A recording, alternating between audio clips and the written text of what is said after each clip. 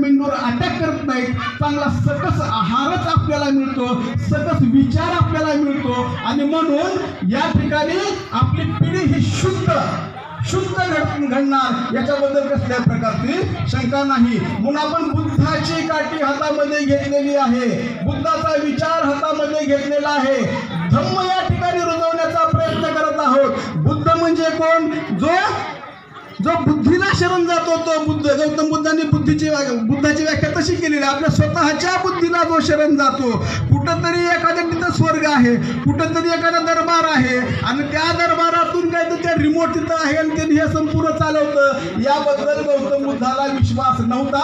हे सगळं पूर्ण तुमच्यामध्येच आहे, तुम्हाला बाहेर काढायचं आहे. म्हणून तुमच्या बुद्धीला शरण जा असे गौतम बुद्ध म्हणतात. आणि म्हणून आपण आपल्या बुद्धीला शरण गेलो तरच आपली समस्या सुटणार आहे. गौतम बुद्धाच्याकडे उपासक उपासिका जाऊन जर कुठली समस्या घेऊन गेले तर गौतम बुद्ध त्यांना काहीच म्हणत नव्हते, किंवा मी एखादा मंत्र मारतो तुझी समस्या सोडवतो असे गौतम बुद्धांनी कधीही म्हटलेलं नाही. मी काहीच करू शकत नाही म्हणतं, सगळं तुझ्या जवळच आहे. त्यातली आंतरिक शक्ती तुम्हाला काढून टाकायची आहे, तुम्हाला बाहेर करायचं आहे आणि पंचशिलेचं आचरण करायचं आहे. होणार नाही.